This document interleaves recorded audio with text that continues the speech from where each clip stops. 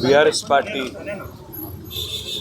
Social media convener, అదేవిధంగా తెలంగాణ ఉద్యమంలో క్రియాశీలంగా పనిచేసిన విద్యార్థి నాయకుడు, Telangana state mineral development corporation మాజీ అధ్యక్షుడు సోదరుడు మన్నె క్రిషాంక్ గారిని ఒక ఫ్రివలస్ కేసులో, అంటే ఒక పనికిమాలిన కేసులో చేయని తప్పుకు ఇవాళ అరెస్టు చేసి ఈ రాష్ట్ర ప్రభుత్వం గత వారం రోజులుగా వేధిస్తూ ఉన్నది.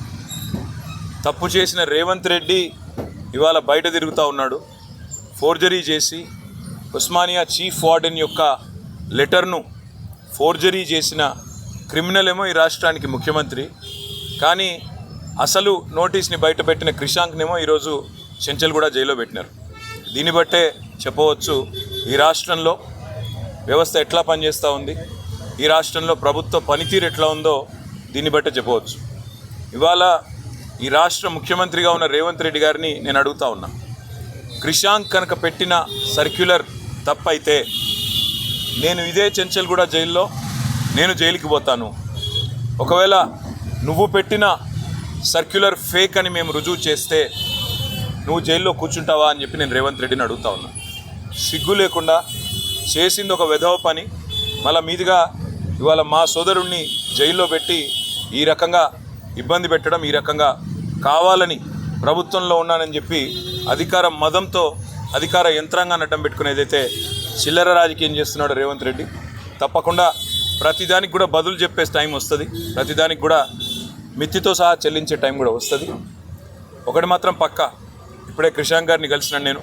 చాలా ధైర్యంగా ఉన్నాడు, చాలా నవ్వుతూ చిరునవ్వుతో చెప్తున్నాడు, ఏం కాదన్నా, నాకేం పర్వాలేదు, నాకు ఉద్యమము కొత్త కాదు, కేసులు కొత్త కాదు, ఏం పర్వాలేదని చెప్తున్నాడు. చేయని తప్పుకు ఇవాళ వారం రోజులు జైల్లో ఉన్నా ఆయనలో ధైర్యం మాత్రం సడలేదు.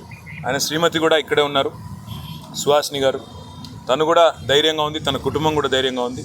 నేను ఈ ప్రభుత్వాన్ని నేను డిమాండ్ చేస్తూ ఉన్నా, చేసిన వెధవ పనికి ఇప్పటికైనా క్షమాపణ చెప్పి వెంటనే క్రిషాంక్ని విడుదల చేయండి.